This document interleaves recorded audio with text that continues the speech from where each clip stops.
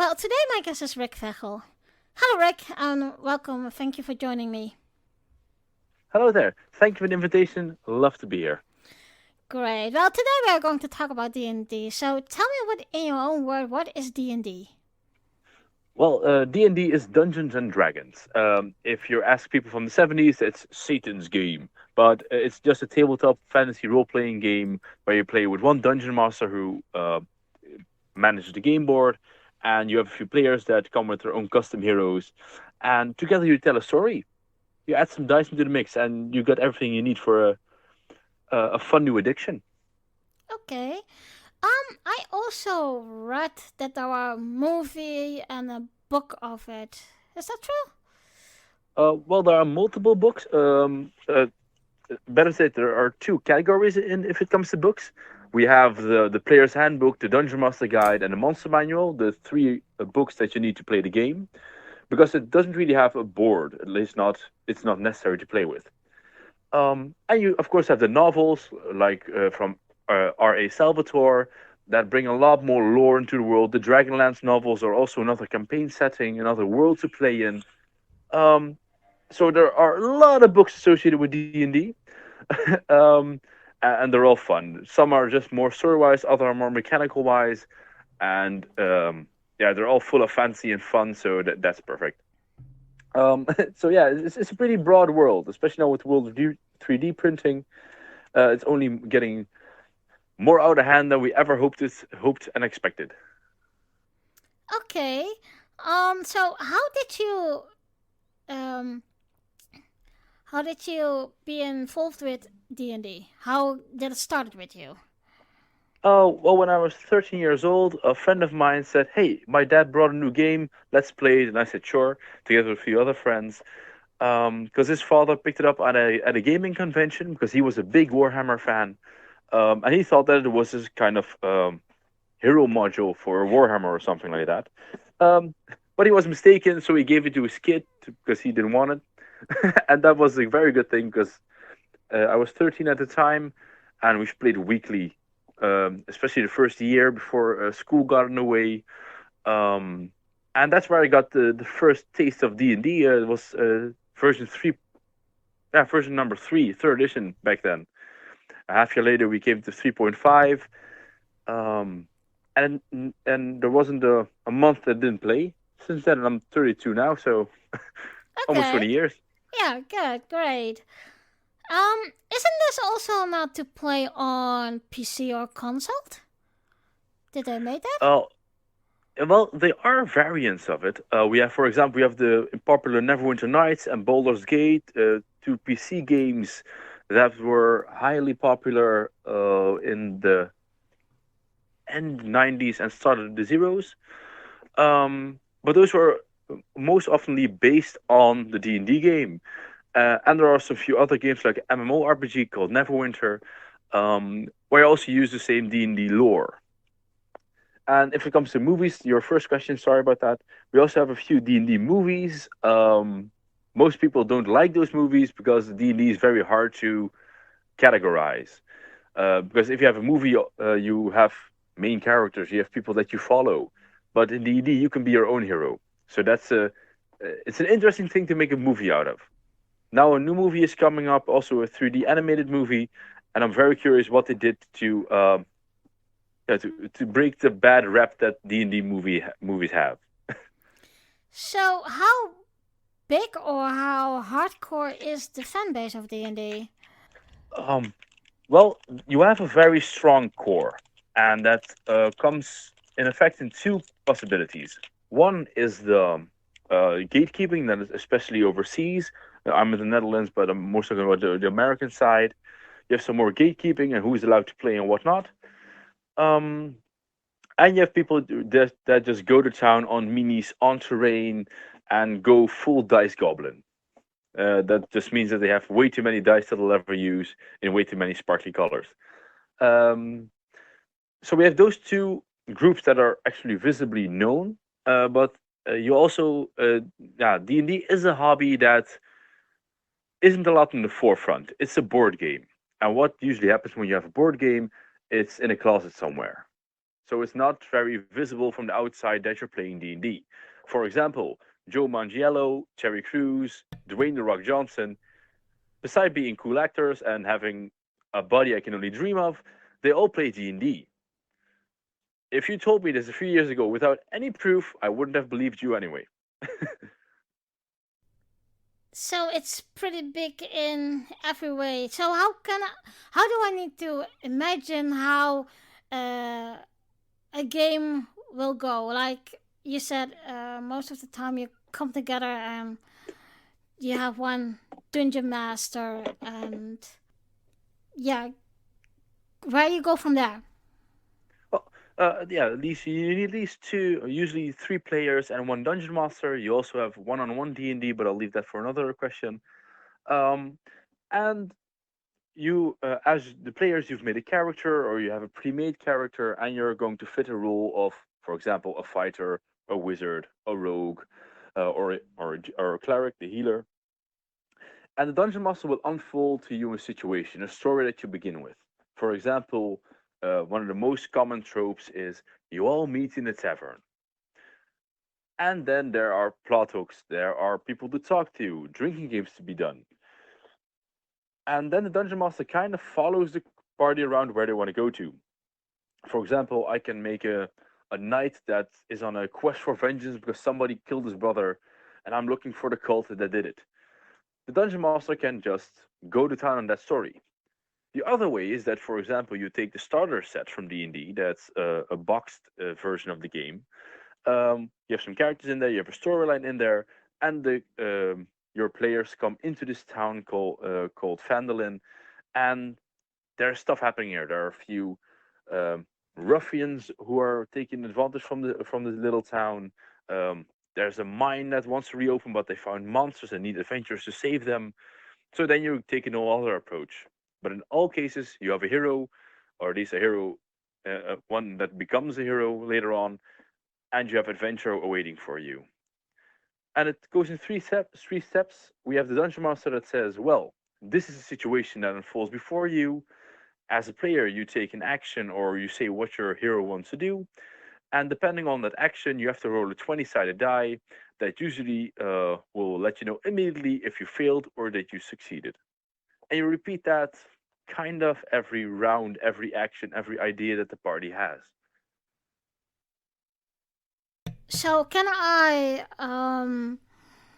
say that the dungeon master is the storyteller of the game, or do I have to see it in another way? Well, there are certainly games that have that the dungeon master is just the one that uh, asks from the players, okay, what do you want to do, and then starts to bring it all in one big story. You also have, for example, players that are much more into role playing, and that will carry their own weight. And they won't say, "I hit the goblin," but no, my warrior strides forward, brings up his blade, and strikes down upon the goblin. I rolled a 14, that's a hit, and I'd like to give him a big gash across the chest. Or you have a dungeon master that narrates that for you. Could go both ways, depends on the party and how comfortable you are with doing this. We have people that go all out with voices. There are people that are just happy to at least say what they want to do in a technical term, and they're just happy with that part. Um, so it all depends. D&D is a very open game. For example, you also have people that build terrain pieces that could easily work for an architect for their maquette mini city thing, or for a Christmas city with trains and everything. Or you have games that go fully theater of the mind, where not a single miniature or panels to be found, and we're all just being adventurous in their common imagination. Okay, good. Um, so tell me something more about the dungeon master, because I had heard that more before. Maybe my listeners want to um, know how you become a dungeon master, what the dungeon master does, etc., etc. Well, the dungeon master is one of the most necessary roles in the game, and that's because you're the narrator of the story. You're the one who knows what people are living where. You are the ones that controls the monsters, the enemies. You're the one that designed the dungeon, or at least have the booklet that describes the dungeon for the players. And as a dungeon master, you're um, yeah, you could of course be the one that says this is what you're going to do when this is going to take place. Please take your role in this adventure and let's go. Um, but the dungeon master is also it has very difficult and similar rules. For example, you can have the dungeon master that is a real dungeon crawler that prepares an entire dungeon, and your players have to find treasure. You could, of course, make a whole political campaign where you don't need a single attack roll, but are mostly working on, for example, talking, building alliances. And as a dungeon master, you're the core part of that. Um, and it's a it all depends on what you like and how you like to play. For example, I am more an exploration kind of DM and a more combat oriented one. That means that if you're going into snowy terrain, I expect you to bring your winter blankets, or else you're gonna freeze to death. And these kind of rules are also what the dungeon master needs to keep into account and present the players with. Well, hey, this can happen. How are you going to prepare for this one? If it comes to becoming a dungeon master, um, there are two separate ways. Or you want people to play with, and people need a dungeon master, so you're automatically it. Or you have the um, like I am. I want to play more. Okay, I need dungeon master. I'm gonna fill this role up. And usually, when you take the mantle of the DM one time, you're never gonna lose that one again, because there are always more players than there are dungeon masters, and yeah, that's that's a fun thing. I enjoy being a dungeon master a lot. Not everyone does enjoy it, and that's okay too. Because sometimes you just want to get in a role of a player, just whack some goblins across the head, and have fun as a player. Okay, nice. Can you tell me something about the different characters you can play? Oh well, kind of every fantasy trope is what you can find within Dungeons and Dragons. Dungeons and Dragons has if I say correctly, a 12 or 13 of base classes, and they're all built out of the four primary party roles that you can find in many games. And I'm talking about the tank, the magic user, the healer, and the sneaky one. And Dungeons and Dragons, and okay, this is going to be quite a list. Please stay with me. We have the bard, the one that um, gets their magic from music or another creative outlet, and he's very good at beguiling people, persuading people, um, and just usually the jack of all trades. Then we have the barbarian, and that's just what it is: the half-naked guy that runs into battle with a big axe, takes less damage, has a lot of HP, and smacks very hard. Um, Going further, we have the cleric. That's the healer, but in recent editions, it's also a very all-rounded character. They can tank a lot of damage. They can just focus more on their magic, but in all cases, they heal a lot and keep the party alive. They have the druid, one that's more attuned to nature, that can transform in wild animals and uses magic that comes from nature, like for example, lightning storms and such. Then we're going to the fighter, the more technical and the more specialized warrior. The barbarian is just the happy go whacker, and the fighter is usually the more tactical one, the one that is more that's how to put this more prepared and needs also a lot more. It needs more armor and weaponry, and specializes in a whole lot of different subjects. Then we have the monk. Um, we're talking kind of kung fu monks here. There's always a tricky thing how to get them in your campaign, because this backstory usually differs a lot from the traditional knights. Because we're not talking about the monks in a monastery. No, we're talking about the Shaolin monks that can kick your ass 3 days into Tuesday. Then we have the paladins, the holy warriors, usually the shields of the party that can also pack a punch if they need to. Then we have the rangers, the born explorers that usually take up a bow or fight with two light weapons. Um, then we have the sorcerer. That's a magician, a mage character that gets their magic from a bloodline. So they didn't study for it, they didn't get it from music like the bard did. but they were born with something in their blood, like for example, dragon ancestry or something like that, and that makes their powers unpredictable to a certain extent. So they can manipulate magic. They can make a fireball 2 times bigger if they wanted to. Then we have the traditional wizard, the one who studies and gets their spells and uses their spell book to bring an entire array of arcane magic to the party. Usually the most studious ones, but also the ones that have the most preparational time. Then we have the warlock, the traditional. I made a deal with the devil, and now I get awesome powers. Um, those are always a blast, but you always need a patron, someone who gives you these powers. There could be a form like Cthulhu, could be a god, could be some weird cultist, or just the devil if you want some rock star skills. Um, and those are the, if I didn't forget any single one, the normal classes in Dungeons and Dragons 5th edition. We also have the Artificer. That's more a technical guide, depending on how steampunk your games are.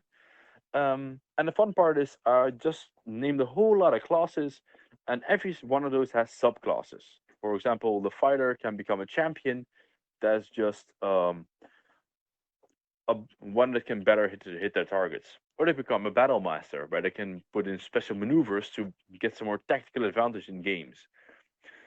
And since 5th edition, the one that has the D&D version that has been brought up since 2015, if I'm correct, um, you don't need the specific rules that I said earlier: the healer, the mage user, the magic user, sorry, the fighter, the tank, and the sneaky one.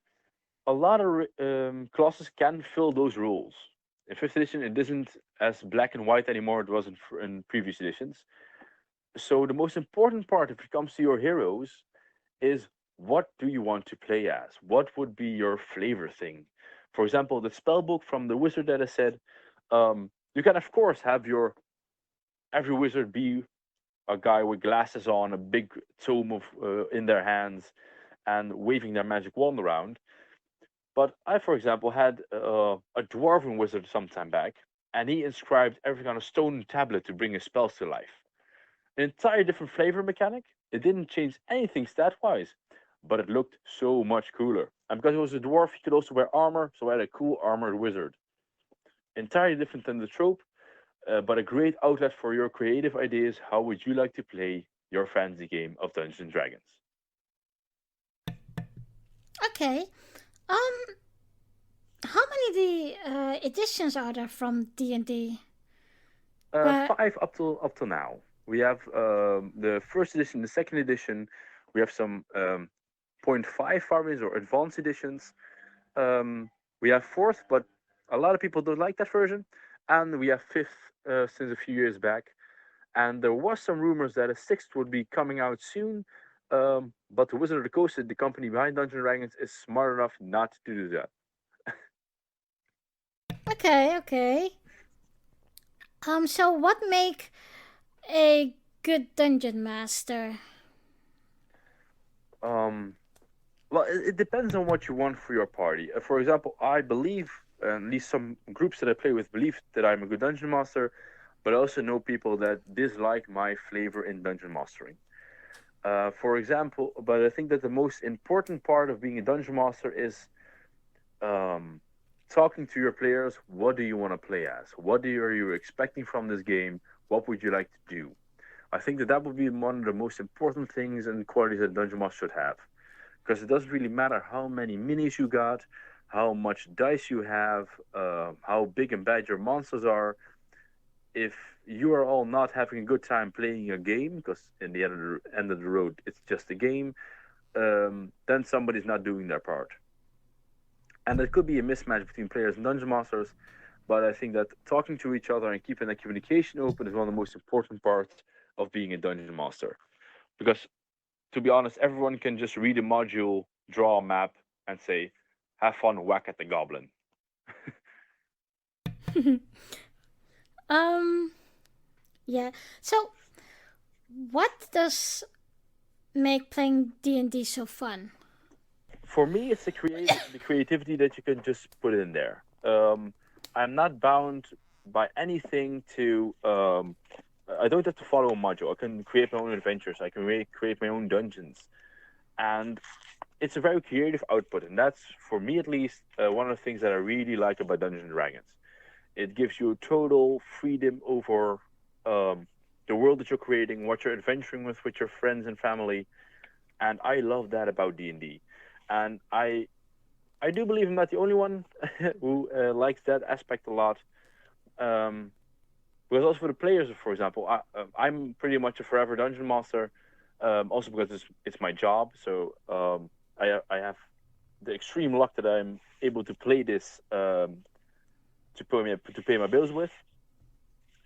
Um, but as a player, for example, it's also great to just create your character, draw them out, role play if you want to, or just have um, the tactical part of the D&D game and have fun with that part. So it has a lot that it brings to the table. But for me personally, it's just a creative outlet. I can play with my friends. It's a fun game. We can just put all our energy into it. We can have a fun night. Well, all problems that you normally have in your life just don't matter for a single evening. Are you going to like also like conventions or for or also example international play games? Well, I am a dungeon master for hire on an international platform. That means that I regularly play with people from, for example, Texas. I have a fun family there playing every month, or just with people from, for example, the UK or any other English-speaking language in the world. So digitally, especially since the times of the COVID virus, um, yeah, a lot. If it comes to conventions, usually I am more of a visitor of conventions because I don't have anything to sell at a convention. So I just rather be there, um, meeting up with people that, for example, make great maps, make great 3D miniatures or whatever. So I'm more a visitor than someone who has a stand over there. Also because I wouldn't last standing in a little booth the entire weekend. Yeah, I know what you talking about, but I mean also I don't know if you haven't been there. For example, like Dutch Comic Con. I know there are play areas there that you just can play with everyone who is there and who is getting on your table. Is there any way that you are like being there as a dungeons master? If they want to, I'd gladly work with them to just have that part. Because I do think it's fun to just introduce new people. A lot of my games are introduction games, just to get people into this hobby, to get, for example, family started with this great pastime for your family. Um, for example, last month I had a family over here, three kids and their parents, and they want to learn D&D so they could play at home, and that was a great fun thing to do. Just three kids playing their own heroes. Mom was watching me doing my dungeon master preparation, so she could continue doing this at home, and that's great. And if I could do that on a convention, I'd love to. But it does also require that you have to tell people, okay, what kind of game do you running, what kind of dungeon master you are, and that brings me back to the thing that I said was being the most important part of dungeon master. Um, what kind of adventure you want to play? Is it a tactical dungeon crawl? Is it a political campaign where you most of the time are just talking, or something entirely different? Can you tell me or explain to me what is the difference in the play if you get started? And I mean, just what you said. Do you want a technical or political story or? Oh yeah, sure. D&D has traditionally has three kinds of challenges. We have the social challenges, for example, gather information about a cult in the woods, or we have talking to a lord to make sure that there's a peace instead of an ongoing war, for example. These are social challenges. Second one are exploration challenges. Getting from A to B is one of them. For example, if you have to cross that snowy mountaintop, how do you prepare? Do you have your winter blankets with you? How are you going to provide for food along the way? And of course, if it comes to a typical dungeon crawl, you're walking in a dungeon. There are two doors left and right. Where are you going? Are you checking for traps? That kind of stuff. That's exploration. And the third kind of and challenge encounter that you can do with Dungeons and Dragons is combat. Slaying that dragon, destroying that giant, everything that you just would like to post on Facebook and said, I did this, that part. More also the most gory part if it comes to D&D because dragons are big and they bleed a lot. So, how do you actually win a game of D&D? Cause I um love that question because there isn't really a winning if it comes to D&D. D&D is a storytelling game, and the most thing that you can come across that will um, will be just like winning is finishing up a story with your with everyone at your table. So for example, you're playing the starter set or maybe a campaign like Rime of the Frost Maiden, and with your party you defeat the big bad evil guy, and together you are hailed as the heroes of whatever region you're playing in. I believe that that is the most part of winning D&D, because D&D is not dungeon master versus the players, for example. No, you're doing this together. The dungeon master is only there to inhabitate the world for you guys. And uh, for example, if I'm a dungeon master, I thoroughly enjoy my players overcoming heavy odds. If they're going in somewhere and I know it's going to be tough, that the end of the session and they're like, "Oh, that was hard. That was terrible," but they all leave with smiles on their face because they bested the challenge, and I love that part. And doesn't really matter if that's a social exploration or combat mechanic. That depends on the players on your table. So that's for me winning D&D, because it doesn't really matter who is the strongest character. Because if you build the strongest character in your group, certainly possible. I can power build whatever character you'd like to be.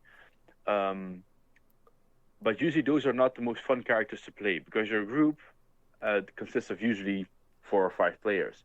And if one is a lot stronger than the others, it's not as fun for the rest of them because they can't match up to that one guy who power build. So if it comes to winning D&D, it's usually just having a story together, having a great time, and in the end defeating that big bad evil guy, and go home and tell your significant other that you killed the dragon tonight. so tell me what is the weirdest thing and funniest thing you have encountered when you were a dungeon master. Oh, that's a tough question. A fun one, but a tough one. Because a lot of shenanigans happen. For example, I have for my introductional games, I have a few adventures that I tailor made for new players, and it's always a question how the players are gonna react, how are they gonna fix the problem that is in front of them. Because if I ask you how you want to open the door, um, you could say a lot of things. You can just say, I grabbed my hammer and I smashed the door out. You could say, I set it ablaze. You could say, for example, I just used the door handle like any normal person would. Um, but I think the most um, interesting thing that I had was a D&D game with kids. I do a lot of educational games as a dungeon master. I use D&D as a tool for educational purposes and for social development within kids. Um, as a social worker, that's also my profession. And we had a little girl was 9 years old, and we had a storyline where they had to scare away some bullies. They saw a kid getting bullied across the street, so they had to cross the street, check out that they didn't get run over by anything. They went across the street, and she walked up to one of the bullies and said to me, dead in the eye, no hesitation, "I want to wait for a car passing by and then push the bully in front of the car." That was one of the times that I really had to had some time for. Okay, what did you just say? What do you want to do? Luckily, this girl knew perfectly how fiction non-fiction worked, and it was just an idea. Later on, she said, "Okay, I'll push him in the bushes and just get the bullied kid out." But that was an instance where I was like, "Wait, what?" In a very non-hostile environment, pushing somebody else in front of a moving vehicle. That was something else. Wasn't that a little bit of a shock for you? Because It Oh yes, it was. Of course it was. Especially because this girl, cute as can be, 9 years old, came up with that idea. I was really like, wait, what? Um, but then again, being as dungeon master, you usually get a lot of weird ideas from your players because the only limit to where a game can end is the creativity from your players. They decide how they want to open the door. And I've been a dungeon master now since I was 15, 16 years old, so it's about 17 years now. I've had the I've had the pleasure of playing with a whole lot of players. Uh, so I'm used to something. But then again, a 9 year old with murderous intent, that was new. I think that's also a little bit of the imagination of the child. As a child, you have more imagination than old adults. Yeah, of course. One of the biggest difference that I have when I'm playing with adults and kids is that kids don't care about their character sheet. They really don't care what their stats are. They just want to get into the game and do awesome stuff. Adults, on the other hand, they get a character sheet and start reading it like it's their like it's a holy Bible for someone from the clergy. They really dig into the character sheet. But the problem is on your character sheet, it usually says what kind of combat options you have. And if you read those things and then enter a dungeon where you don't have to fight everything, if your character sheet says you have these hammers, then you quickly think that all things in the dungeon are nails. I'm just gonna whack them. So that's a very fun thing to also see if it comes to the difference between kids and adults, and just loving the creativity of that. A lot of instructional games, for example, I'm just telling all the adults leave your character sheet turned upside down, and you can only read it when I say so. Just to have their creative juices in the game and not just on their warhammer. Yeah, I can see why. Um, is there a really big difference between being a dungeon master for children and for adults? Yeah, a lot. If oh, sorry, got something stuck in my throat there. Yeah, a lot of things, and starting with that kids and not kids don't really need the character sheets. They they just go around having fun with adventures. Had a game yesterday, for example. They had sheets and they didn't use it once, just didn't have to, so that was fun. Um, but it also comes from what kind of world are you presenting for these kids? Kids, for example, they change their interests every other week. One session I'm playing in a Lego Ninjaga setting, and the other one I'm playing in Star Wars or Marvel. And so you have a lot shorter stories in most cases. They might have the same hero, but with different powers, but the world and their interests change a lot faster than adults do. So with adults, you can usually go for much bigger and grander stories than you would do with kids. Um, and of course, you have a lesser level of difficulty when it comes to playing with kids because let's be honest, the D and D is for 13 years and up. It's fully in English. I live in the Netherlands, so if the kids that are playing, for example, a 9 year old can already read English, could be. But if she already could, it's also a question: can she handle the depth of the game if it comes to going to level 20 or whatever else? So of course, complexity is a thing, but if it comes to crazy solutions, they have them both. Okay. So, if you could be one of the characters, what would you be? Um, but luckily, you can create your own hero, so I'm gonna make that very easy on myself. But usually, if I'm a player, I go for a frontline supporter. So usually, I'm playing fighters, paladins, or bards because I just love being in the middle of the fray. I love being there, helping people out, protecting the others in my party. I really enjoy that role. So that would be my ideal case of running around in the world of Dungeons and Dragons. And luckily, in two groups, I have the ability to do so. I'm not a forever DM, at least not all the time. Okay. So, can you tell us what how does it looks like in like surroundings, or how can I imagine it, or is it for everyone different? Well, there are different approaches to play. You have the theater of mind play set where you just have a few people just sitting around a table and talking to each other. If you disable the audio, it just looks like people playing, having drinks, or at least not even playing, just talking and having drinks.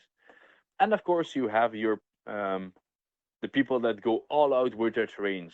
For example, tomorrow, the 16th of November, I'm running a pirate one shot, a pirate adventure, a small mini campaign on YouTube, um, and they're gonna have a naval battle. So I'm pulling out all the stops. I have a blue map that has the water print on it. I have two ships at the ready for miniatures that they can use. One is theirs. One is the one they're gonna attack, and they're gonna just sail out to sea. We have a piece of land on the map over there. They have their miniatures that they can locate on the map and use for their attacks and their position. And that's the game for tomorrow. So you can go all out. You can go full theater of the mind, or just use a blank piece of paper, draw your map on there, and use paper minis or maybe even buttons to resemble your character. Oh, another possibility, by the way, especially due to the COVID situation, there are a lot of virtual tabletops nowadays. People that, for example, play on Discord, and one of them has a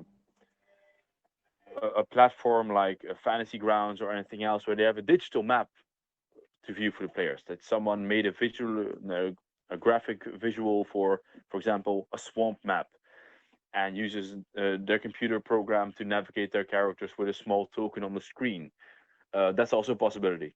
I've even seen recently that people are using TVs as interactive battle maps on their table. So just put on a TV, put a flap, project a map on there, and put your minis on the screen.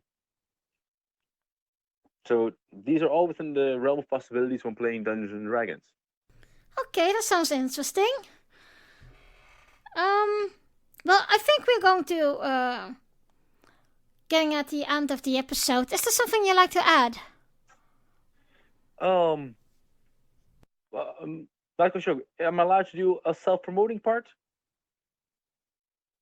Because if there are Dutch people watching, I do a lot of Dutch streams and also have a Dutch explanation for the game.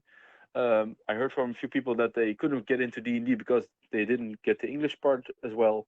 So I just made a D in Dutch, a Dutch translation video for how to play D&D in Dutch, and that's a lot of fun and a blast. And I'm doing live streams every week. Um, so that part, but maybe a fun part also for the people watching this and maybe not knowing D&D.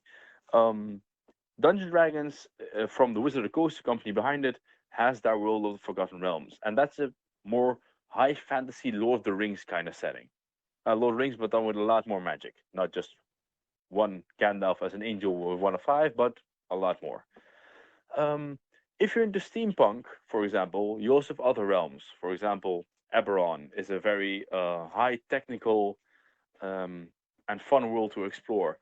But also, if you'd like to, you can also do this in sci-fi. You can do this in the World War eras. You can play in whatever kind of style you'd like to play, and that's maybe one of the most fun things about Dungeons and Dragons that I can name in any podcast.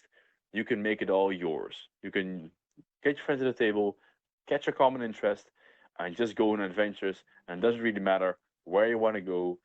You're just gonna have fun doing it. I can almost promise that for certain. Where can people find you on, like, because I think you have like YouTube to guide people Yeah. on D&D. Where can we find you? The easiest part is my own website is www.vechelfantasy.com. Vechel is Vechel. Then again, you can also find me on Instagram. You can find me on Facebook. Um, you can find me through Linktree. Sorry, you can also find my Discord server there, my Patreon, my Ko-fi. I'm not hard to find, so just Google Rick Vechel or Vechel Fancy, and you'll find me wherever you want me for. Good. Well, it was very nice to talk to you, Rick. And Thank you for the invitation. Again, it was a blast. Thank you. yeah, I must say I have a little bit more insight now about D&D. And Happy to hear that. like I said before, yeah, I always had an interest in, but I never get to it because of other things. But thank you for this conversation. And who else? Maybe know till another episode. I hope so. And if you're ever interested, also my own Discord, we also play games there. So if you ever want to pitch in, feel free to hop into one of my one shots, and I'll gladly help you get into the game of the